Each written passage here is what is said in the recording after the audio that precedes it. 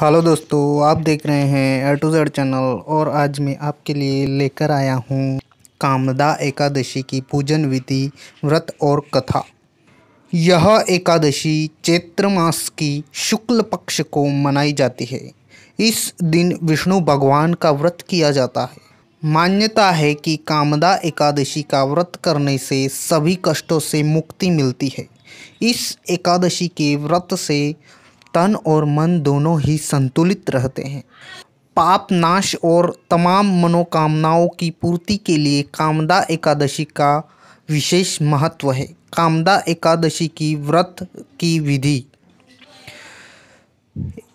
एकादशी का व्रत निर्जला किया जाता है। सुबह स्नान करके सफ़ेद पवित्र वस्त्र पहनने और विष्णु देव की पूजा करें। विष्णु देव को पीले गेंदे के फूल, आम या खरबूज, तिल, दूध और पेड़ा चढ़ाए। ओम नमो भगवते वासुदेवाय का जाप करें। मंदिर के पुजारी को भोजन करवाकर दक्षिणा दें।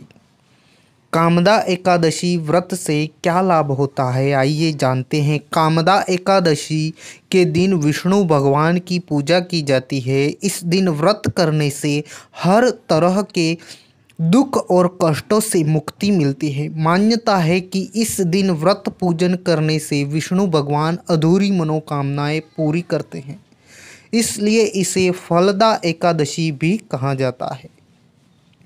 कामदा एकादशी की व्रत की कथा। तो चलिए दोस्तों, कामदा एकादशी के व्रत की कथा को सुनते हैं। कहा जाता है कि पुंडरीक नामक नागों का एक राज्य था। यह राज्य बहुत वैभवशाली और संपन्न था। इस राज्य में अप्सराएं, गंधर्व और किन्नर रहा करते थे। वहाँ ललिता नाम की एक अति सुंदर अप्सरा भी थी।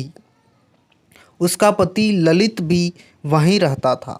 ललित नाग दरबार में नागा गाता था और अपना नृत्य दिखाकर सबका मनोरंजन करता था। इनका आपस में बहुत प्रेम था। राजा पुंडरीक ने एक बार ललित को गाना गाने और नृत्य करने का आदेश दिया। ललित नृत्य करते हुए और गाना गाते हुए अपनी पत्नी ललिता को याद करने लगा, जिससे उसके नृत्य और गाने में भूल हो गई। सभा में एक कारकोटक नाम के नाग देवता उपस्थित थे, जिन्होंने पुंडरीक नामक नाग राजा को ललित की गलती के बारे में बता दिया था। इस बात से राजा पुंडरीक ने नाराज होकर ललित को राक्षस बन जाने का श्राप दे दिया। इसके बाद ललित एक अत्यंत बुरा दिखने वाला राक्षस बन गया। उसकी अप्सरा पत्नी ललिता बहुत दुखी हुई। ललिता अपने पति की मुक्ति के लिए उपाय ढूंढने लगी। तब एक मुनि ने ललिता को कामदा एकादशी व्रत रखने की सलाह दी।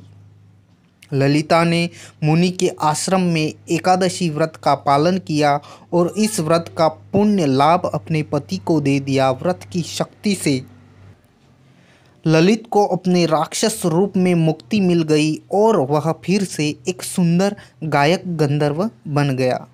तो दोस्तों, यह थी कामदा एकादशी के व्रत की कथा। तो धन्यवाद दोस्तों कथा सुनने के लिए, और चैनल को सब्सक्राइब कर लीजिए और लाइक भी कर लीजिए, ताकि आगे आने वाले वीडियो आप तक सबसे पहले पहुंच जाए। धन्यवाद।